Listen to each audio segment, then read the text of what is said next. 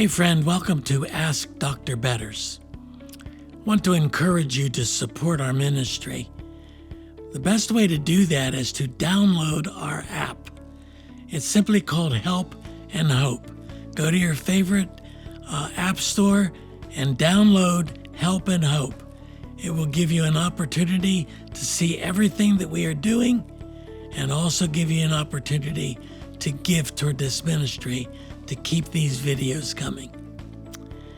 Tom wants to know, will I do a video on Ecclesiastes and the meaning in Ecclesiastes that life is really meaningless? Well, friend, I think that the book of Ecclesiastes seems to draw the conclusion that life itself is meaningless. But that's not really what he's saying. He's saying that the things that we lean upon, the things that we make idols, the things that we have our confidence in, like power and money and even relationships and wealth and health and all those things that we strive after, those are the things that will lead us into a meaningless existence. Now, most people believe that Proverbs was written by Solomon, and he references the Proverbs in the very last verses of Ecclesiastes. Listen to this. He says, being wise, the preacher also taught the people knowledge, weighing and studying and arranging many proverbs with great care.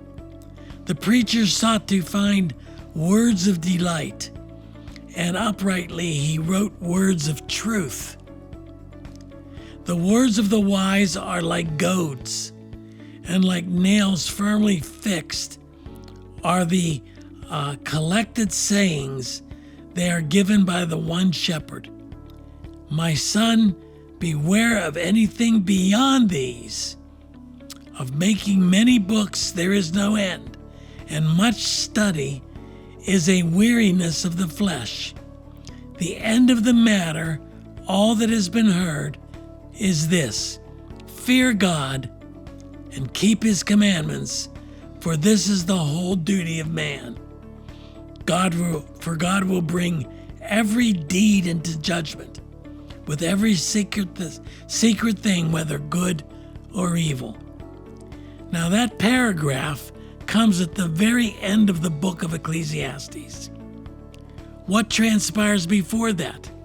Well, for almost 12 chapters, he goes through all the things that he used to test the meaning of life.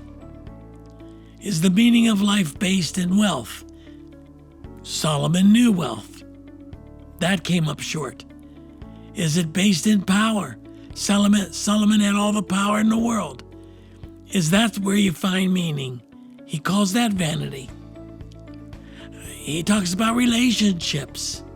He talks about money. He talks about the very things that have become idols to us. He goes through them in 12 chapters, one by one by one, and dismisses all of them as vanity. But he never dismisses life as meaningless. He dismisses the things that push man to find meaningless or meaning in, and he says you're not going to find meaning there. Where you're going to find meaning is in the Lord, in your relationship to God. And so he cautions, he says, we can read many books. Books are a dime a dozen. Have you read the book of Proverbs? We are living in a generation that doesn't even know that there is a book in the Bible called Proverbs. Study the Proverbs. You'll find that life is very meaningful if it's used, if it's measured, if it's sustained the right way. But when life becomes a series of falling after idols, falling after different gods, breaking our relationship to God, then life becomes meaningless. we achieve all the wealth in the world. Meaninglessness. We have all the beauty in the world, all the relationships in the world, all the power in the world, and all of it becomes meaningless. So we draw a conclusion from that life is meaningless. That's not what he's saying. He's saying these things lead to a vanity of life. But remember the summary again. He says, "My son, beware of anything beyond these," the books of the Bible, of making many books there is no end, and much study is a weariness of the flesh. All the education in the world is not going to help you discover the meaning of life. Only Christ can give you true meaning and purpose in your life.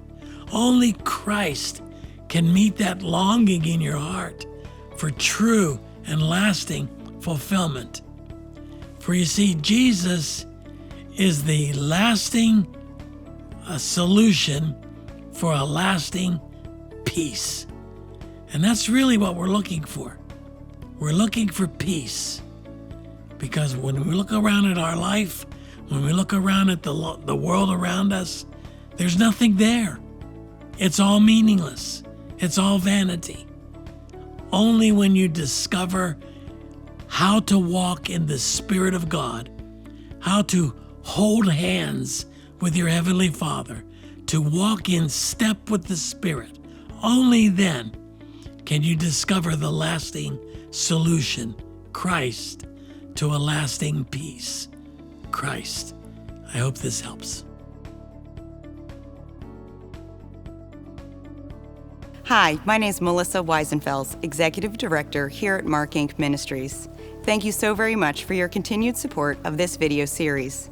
Ask Dr. Betters is not meant to be a substitute for professional counseling, but instead is designed to extract biblical principles around the questions being asked. We encourage you to seek professional counseling if needed.